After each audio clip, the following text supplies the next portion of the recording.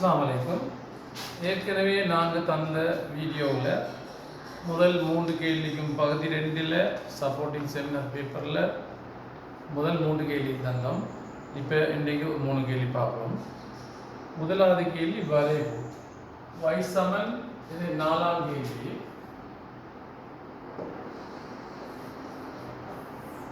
y சமன் 2 சக 2x sin x வர்க்கம். இதுக்குரிய வரைவுக்குரிய அட்டவணை தந்திருக்காங்க.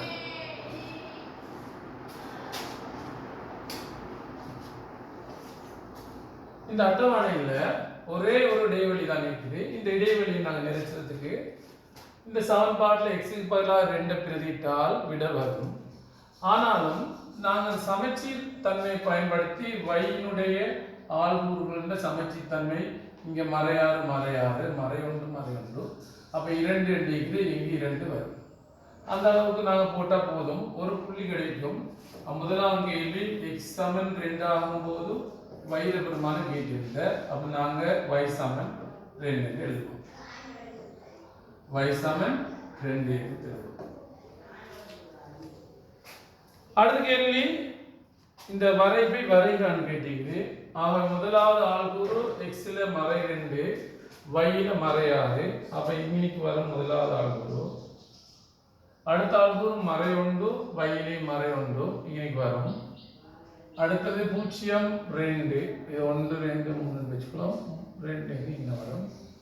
அடுத்து 1 3, எக்ஸ்ல எக்ஸ் அச்சில் 1, y அச்சில் 3, ஆகவே அது இந்த இடத்துல வரும். அடுத்தது எக்ஸ் அச்சில் 2, y அச்சிலையும் 2, அது இன்னைக்கு வரும். அடுத்தது எக்ஸ்ல 3, y ஆள்கூறு மறை 1, அது இந்த இடத்துல வரும். எக்ஸ் ஆள்கூறு 4, y ஆள்கூறு மறை 6 இந்த இடத்துல வரும். அப்ப நாங்க இந்த வளையை வரையணும். இந்த வளையை வரையும் போது இது கிட்டத்தட்ட நேர்கோடுமாய் தான் வரும். ஆனா நாங்க கையால தான் கீற வேணும், ரூலர் வச்சு கீறல. இது கிடையாக இப்படி வளைஞ்சி இப்படி வரும். இதுவும் அதே மாதிரி இப்படி வளைஞ்சி இப்படி வரும். இதை நாங்க நேரத்தில் இதுக்கு இங்கால தொடர்ந்து போகும். ஆனால் நீங்க தொடர்ந்து கீற வேணும் என்ற அவசியம் இல்லை. அது தொடர்ந்து வைத்து கொண்டு தான் நீக்கும்.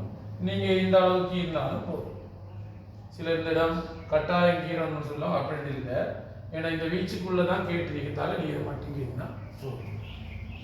ஓகே, இப்ப கேள்வியில நீங்க எப்போதுமே படத்தை கீறி முடிஞ்சது பிறகு இந்த நடுவில் வார ஆள்கூறு தான் திரும்பத் புள்ளி ஆள்கூறு. அந்த திரும்பத் புள்ளி ஆள்கூறு இங்க நீங்க எழுதி வச்சுக்கோங்க. ஏன்னு சொன்னால் கேள்வியில திரும்பத் புள்ளி ஆள்கூறுன்னு கேட்டு நீங்க விடை எழுத மறந்தால் அது மாறி எழுதினால் சரியான விடையை இன்னைக்கு எழுதியிருந்தால் உங்களுக்கு அங்கனைக்கு புள்ளி வழங்கப்படும்.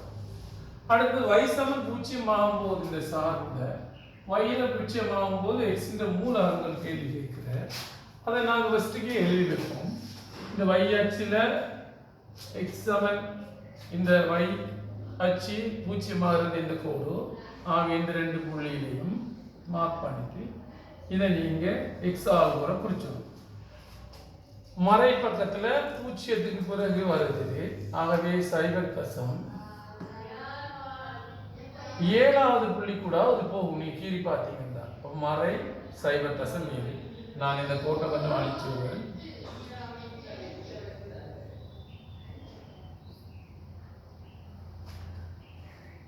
இதை கொஞ்சம் அழிச்சிடுவேன்.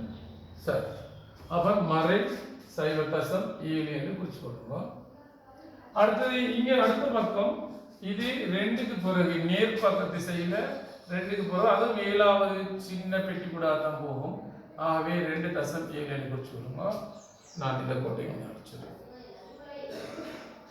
சரி, இதுதான் நம்ம நீங்க வரைஞ்ச வரையும். இது 2 ஃபர்ஸ்ட்டுக்கே நீங்க குறிச்சு வச்சு கொண்டால், அதாவது இதுக்கு சொல்ற மூலகம் இந்த சார்பு 0 ஆகும்போது வார மூலகம். பெரும்பாலும் இந்த கேள்வி தான் உங்களுக்கு கேட்பாங்க, மூலகங்களை காணுங்க, நேர் மூலகத்தை எழுதுகன்னு கேட்டால் அதை மட்டும் எழுதணும். மூலகங்களை எழுதுகிட்ட 2ஐயும் எழுதணும். அடுத்து இந்த வரைக்கும் நாங்கள் முதலாவது ஆளுநர் இங்கே வச்சோம், மறை 2 மறை 6. அதிலிருந்து ஆரம்பிச்சு தான் நாங்கள் வரைவு கீறி வைத்து இந்த y ஆளுநர் 3, இதை சொல்ல உயர்வு பெருமானம் 3, அது வரைக்கும் இது அதிகரித்து கொண்டிருக்கிறது. பிறகு இங்கிருந்து இங்க வரைக்கும் அந்த வரைவு குறையுது. அப்ப அதிகரிக்கிற கேள்விக்கெல்லாம் விட இந்த ஏரியா, குறையிற கேள்விக்கு இந்த ஏரியா. சார்புங்கிறது இந்த வையினுடைய பாதை. வையத்தான் சார்பு, வளை, வரைபடம்லாம் சொல்றது. அதை இந்த வரைவு வையானது பயணம் செய்த பாதை அப்படின்னு சொல்லுவோம். சரி, இப்ப நான் முதலாவது கேள்வி போவோம். இது y சமன் 2 வரும். b இது a பகுதியா.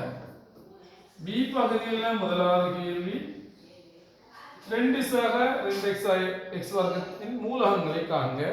அப்ப நாங்க ஏற்கனவே சொன்னோம் மூலகம் என்பது இந்த 2 புள்ளி. ஆகவே இதை நாங்க 0.7 கமா 2.7 என்று எழுதணும். கமா போட்டு எழுதணும். வீச்சு கேட்டா தான் இடையில x போட்டு சிம்போலை போட்டு எழுதுங்க. இது மூலகங்கள். அடுத்த கேள்வி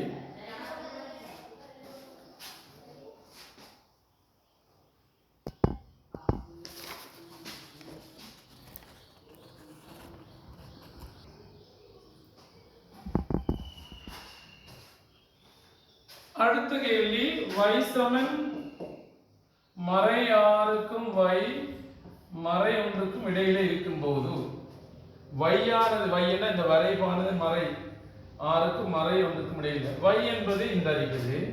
y ல மறை 6 என்பது இந்த கோடு.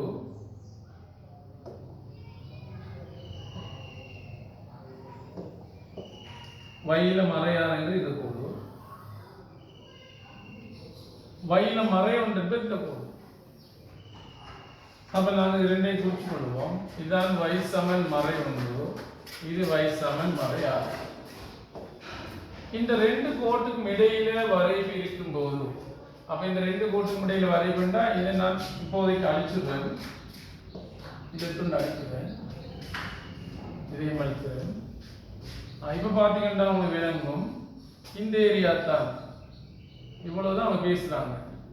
இந்த கோட்டுக்கும் இந்த கோட்டுக்கும் இடையில வரைவு இருக்கும் போது என்றால் இந்த ரெண்டு கோட்டுக்கும் இடையில இருக்கும்போது குறைவடையும். இதுக்கு சொல்ற அதிகரிக்கிற, இதுக்கு சொல்ல குறைவடைகிற. அப்ப குறைவடைகிறது இந்த ஏரியா. அவ்வளவுதான் குறைவடைகிற இந்த வரைவு. இந்த வரைவு இங்க இருந்து இங்க வரைக்கும் அதிகரிக்கிற. அதை கேட்கல குறைவடைதான் கட்டியது. குறைவடையும் எக்ஸின் பெருமான வீச்சு. அப்ப குறைவடை நேரத்தில் எக்ஸ் இந்த இடத்துல வீச்சு பெருமானம் 3, இந்த இடத்துல பெருமானம் 4. அப்ப 3க்கும் 4க்கும் இடையில இருக்கும். ஆகவே இந்த கேள்விக்கிட்ட 3க்கும் 4க்கும் இடையில x இருக்கும் போது y ஆனது இந்த ரெண்டுக்கும் இடையில மறை 6க்கும் மறை 1க்கும் இடையில குறைவடையும். இங்க ஈக்குவலன்ட் வந்துச்சு, நான் இங்கே ஈக்குவலன்ட் பண்ணுவேன்.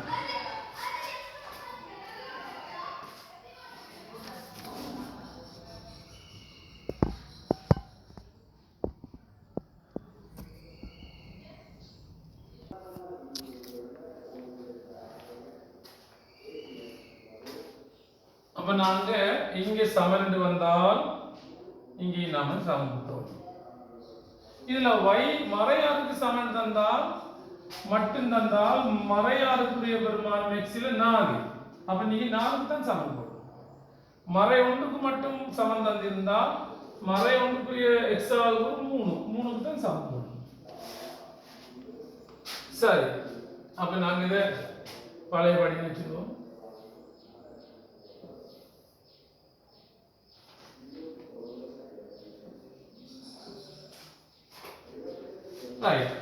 அடுத்து இந்த வளைவினுடைய சமன்பாட்டை 2 அலகுகள் மேல் நோக்கி நகர்த்தும் போது எனும் வடிவில் தர வேண்டும். நான் கொஞ்சம் இதெல்லாம் அழிச்சிறேன். எழுத நிலைக்குள்ளுவா. சரி, இந்த கேள்வி எப்படி வெளியிட்டு பார்ப்போம். இந்த வரைவினுடைய சமன்பாட்டை நாங்க திரும்ப புள்ளியின் ஆள்கூற பயன்படுத்தி, அதாவது 1,3 பயன்படுத்தி நாங்கள் இந்த வரைவினுடைய சமன்பாட்டை எழுதலாம். எப்படி சொன்னால் y சமன் x ஆக a முழுவதின் வர்க்கம்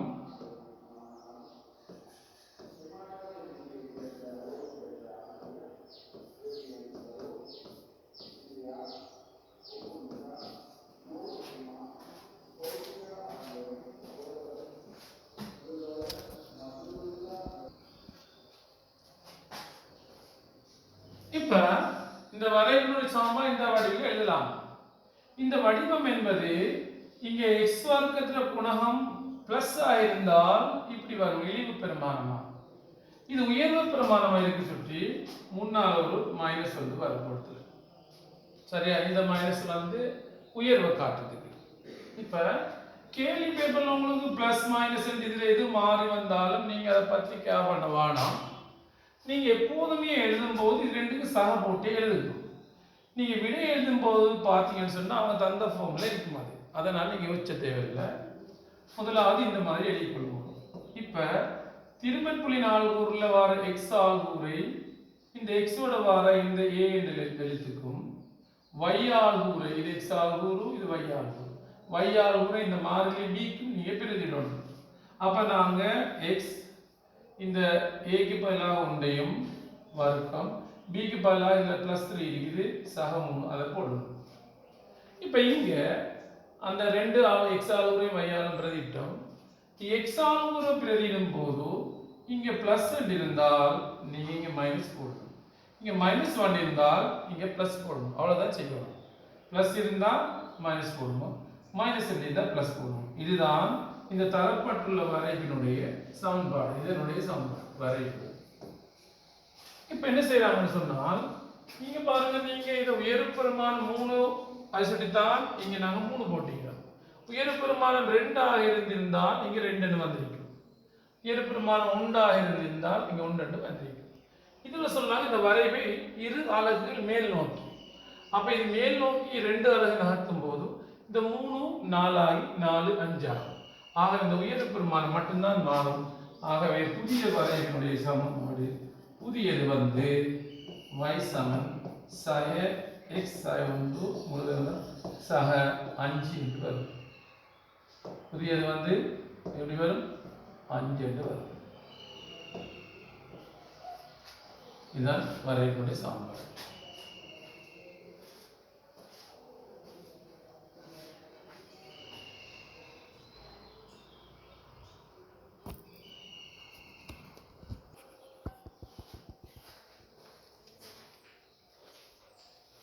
அடுத்து இது 5ஆம் கேள்வி. 5ஆம் கேள்வி தரப்பட்டுள்ளது ஒரு படம் எடுத்து தந்திருக்கிறேன். திருகோண கணித கேள்வி.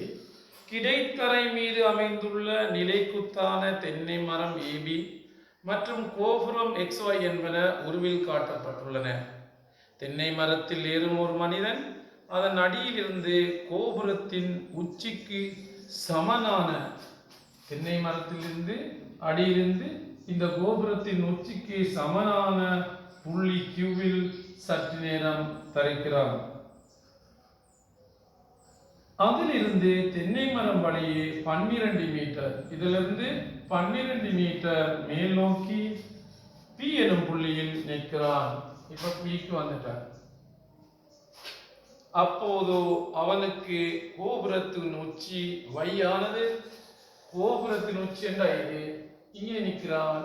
இது y ஆனது 58 பாகை இறக்க கோணத்தில் தென்பட்டது. அப்ப என்ன நடக்குது? இவன் இங்க ஏறி இவர்கிட்ட நின்றுட்டு ஒரு இங்கே 12 மீட்டர் போய் நிற்கிறான். இது வந்துட்டு இங்கிருந்து இங்க பார்க்கும்போது நாங்க எப்போதுமே கண் மட்டத்தை கீழ் கொள்ளணும். முதலாவது ஒரு கண்ணை கீழ் கொள்ளணும், ஒரு கண் மட்டத்தை கீழணும். அந்த கண் மட்டத்திலிருந்து கீழ் நோக்கித்தான் அவன் பார்க்கிறான் இங்க. அப்ப கண் மட்டத்திலிருந்து கீழ் நோக்கி வர இந்த இறக்க கோணம் தான் தந்திருக்குது 58 பாகை. 58 பாகை. ஆகவே நாங்கள் இந்த படத்தை கீழ்னா எங்களுக்கு 2 மார்க்ஸ் சும்மாவே கிடைச்சோம். கேள்வி செய்யாம தந்திருக்க படத்தை பார்த்து தரவுகளை குறிச்சா 2 புள்ளி எங்களுக்கு சும்மாவே கிடைச்சிடும். இப்ப இதுவும் கிடைக்கு எப்போதுமே இது சமாந்தரமாயிருக்கும், இதுவும் கண்மட்டமும் சமாந்தரமாயிருக்கும். அவன் 58 பாகை என்றால் இது 90 என்றால் இது 90. ஆகவே 90ல் 58 போனால் இது 32 பாகை. அல்லது இது ரெண்டும் z படிவம் மாதிரி சுட்டி இதுக்கு நீங்க ஒன்று விட்ட கோணம் 58 பாகை எடுத்துக்கொள்ளலாம். கேள்வி. உறவை தரவுகளை குறித்து பிரதி செய்க. திருகோண கணித விகிதங்களை பயன்படுத்தி தென்னை மரத்துக்கும் கோபுரத்துக்கும் இடைப்பட்ட தூரத்தை கிட்டிய முதலாம் தசமதானத்தில் காண்க. அதாவது தென்னை மரத்துக்கும் கோபுரத்துக்கும் இடையுள்ள இந்த தூரம், அந்த BX தூரம் அல்லது இந்த QY அதை காணும். அப்ப எங்களுக்கு தெரியும் இங்க இருக்கிற செங்கோணம் முக்கோணியில இந்த செங்கோணம் இங்க இருக்குது, தரப்பட்ட கோணத்துக்கு இது எதிரே உள்ள பக்கம் கேட்டிருக்குது, இது அயல் உள்ள பக்கம் தந்திருக்கு. ஆகவே tan என்று வரும். tan 32 சமன் எதிர்பக்கம் QY இன் கீழ் அயற்பக்கம் 12. இப்ப tan 32 பார்ப்போம். tan 32 பார்த்தால் 0.6249 வரும். QY இன் கீழ் 12. குறுக்கால இங்க பெருக்கினால் 0.6249 தர 12 சமன் QY. இதை நாங்கள் பெருக்கணும். பெருக்கினால் அதை விட 7.498 வரும்.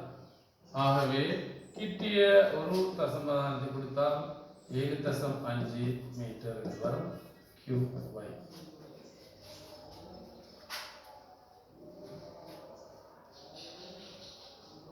இதான் முதலாவது கேட்டிருக்குது. அப்போ QYயும் BX ஒரே அளவாக சொல்லி நாங்கள் BX என்று எழுதலாமே. BX சமன் 7.5 மீட்டர் எழுதலாம்.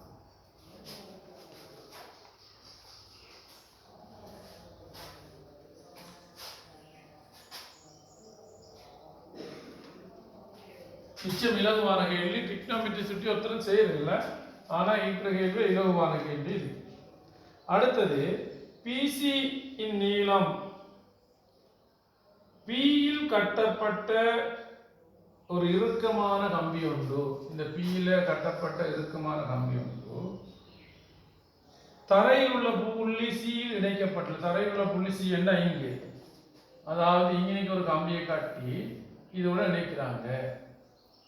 தரையில் உள்ள புள்ளி Cயில் இணைக்கப்பட்டுள்ளது. கோபுரத்தின் உயரம் 9 மீட்டர். கோபுரம் என்பது என்ன? இது 9 மீட்டர்.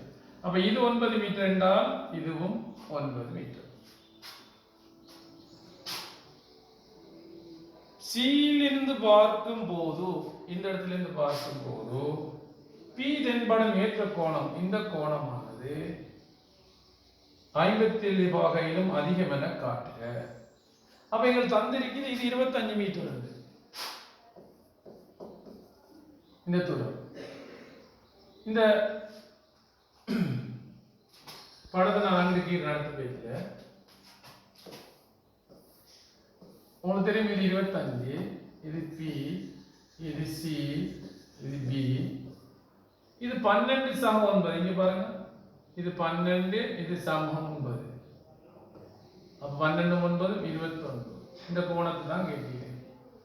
இது 57 பாகையிலும் அதிகம் என காட்டுகிறேன். அப்ப தரப்பட்ட கோணத்துக்கு எதிரே உள்ள பக்கத்தின் கீழ் செம்பக்கம் தான் 25.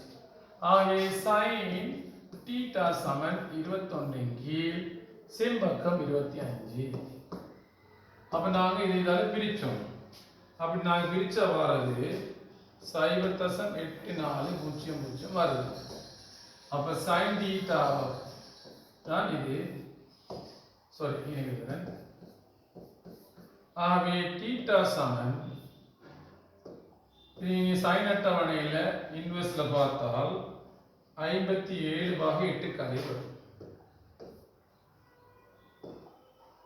57/8 கலை வரும். அவை கேட்ட கேள்வி இது 57லும் அதிகம் என காட்டுக, 57லும் பெரிது என காட்டுக. இது 57ஓட பெருசு. அப்ப நாங்க எழுதணும் 57/8 கலை என்பது 57 விட பெரிது. இது கட்டாயம் எழுதணும். பாருங்க, இவ்வளவுதான் அந்த கேள்வி. அப்ப நாங்க முந்தி செய்த கேள்வியை விட இது லேசி. ஆனா மிச்சம் பேர் இது செய்யறதில்ல. நீங்க ரெடியாகி கொண்டு போங்க. மற்ற கேள்வி கஷ்டமான இது செய்யறதுக்கு கட்டாயம் ட்ரிக்னோமெட்ரி பார்த்துக்கொண்டு போங்க.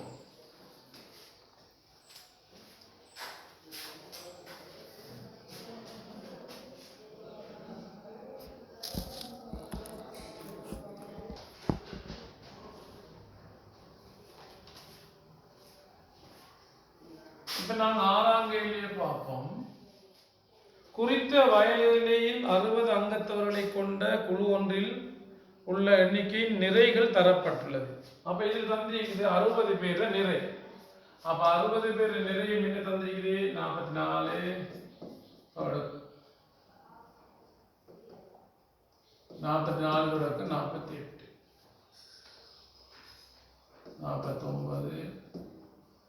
49 54 59 64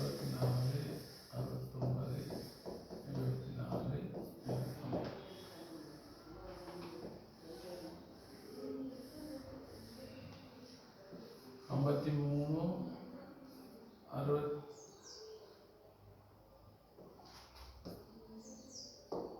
53 60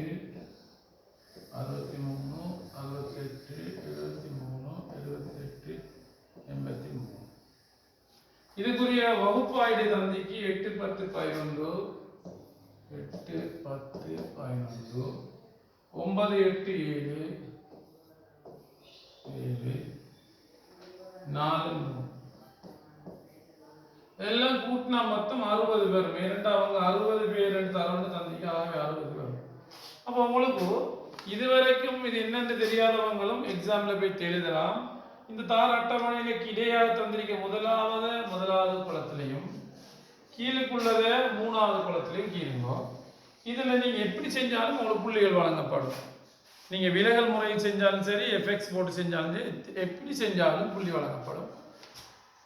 அதனால நீங்க இலகுவான உங்களுக்கு இது சின்ன நம்பர் வந்தால் எஃப்எக்ஸ் போட்டு செய்து லேசி, பெரிய நம்பர் வந்தால் எஃப்டி போட்டு செய்து லேசி.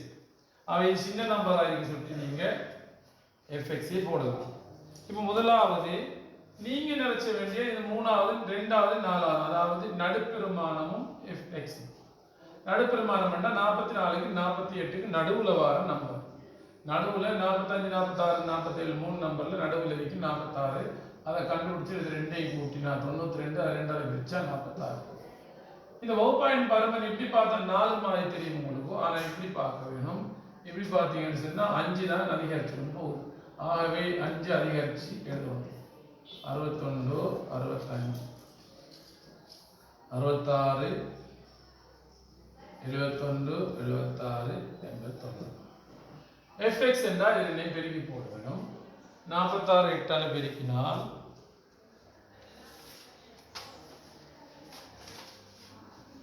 368. அடுத்தது 616.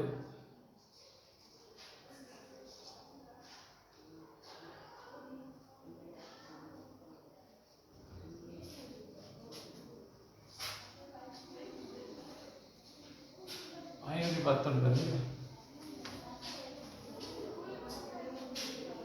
510 510 616 459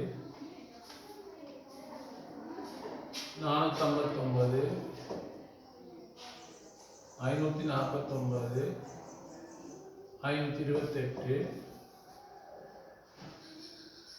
497 304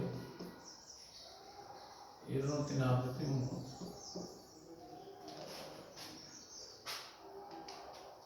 இதெல்லாம் கூட்டினா 3105. என்னோட கூட்டி பாருங்க. இப்ப முதலாவது கேள்வி, ஆகார வகுப்பு யாது என கேள்வி. ஆகார வகுப்புன்னா அதே மீட்டருக்குரிய வகுப்பு. அப்ப இந்த வகுப்பு வரும். முதலாவது கேள்வி பிட 54 தொடங்க 58. நீங்க இந்த நடுப்பெருமான் வெளியிடணும் உங்களுக்கு ஒரு மார்க்ஸ் கிடைச்சிடும். இது எழுதும்போது இன்னும் 2 மார்க்ஸ் கிடைச்சிடும். இந்த நடுப்பெருமான் எழுதி 3 மார்க்ஸ் கிடைச்சாச்சு. இந்த நீங்க இந்த ஆகார வகுப்பில் இன்னொரு மார்க்ஸ் கிடைச்சு 4 கிடைக்கும். 5வது 6வது மார்க்ஸ் இந்த இடைநிலையை காண்பதுக்கு. இடைநிலை என்பது நீங்க எஃப்எக்ஸ் எல்லாம் கூட்டி வர இந்த மொத்த பெரிய பெருமானத்தை எஃப் அந்த பெரிய இந்த பெருமானத்தால பிரிச்சோம். ஆகவே 3105 60ஆல பிரிச்சோம். பிரிச்சால் 62 தசம் 62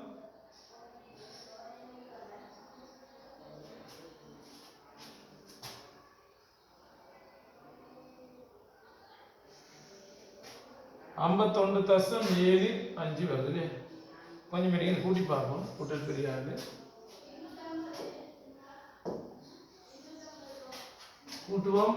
368 சக 510 சக 616 சக 549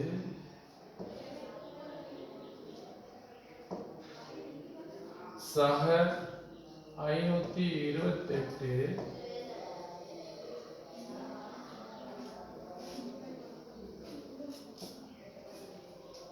அடுத்தது 429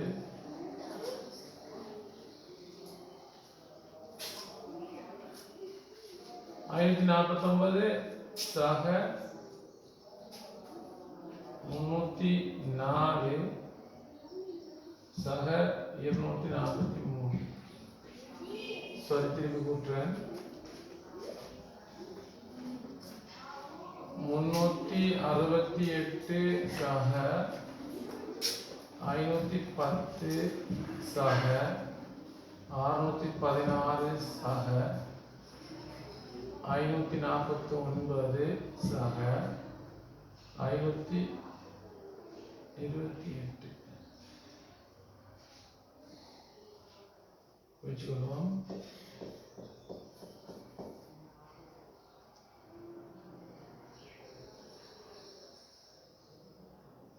ஐநூத்தி 28 சக 497 சக 304 சக 243 கூட்டினா 1575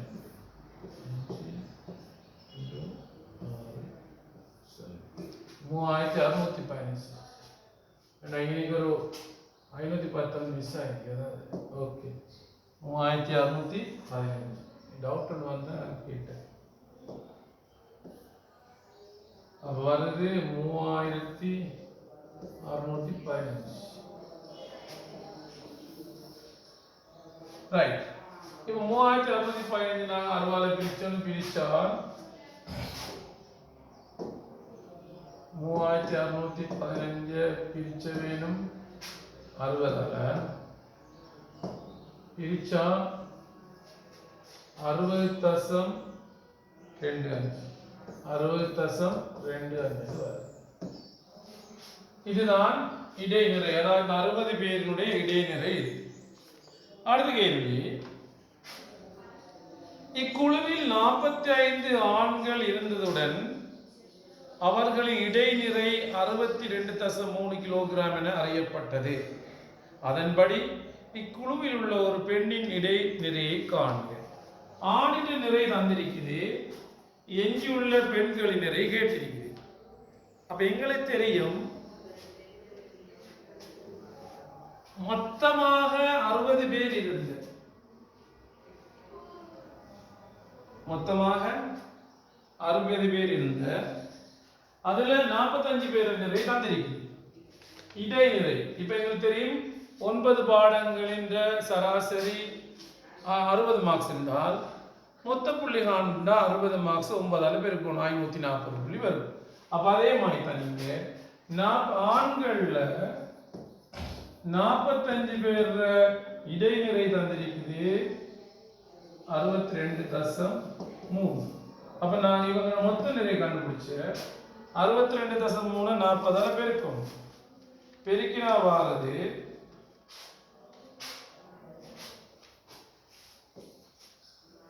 2804.4.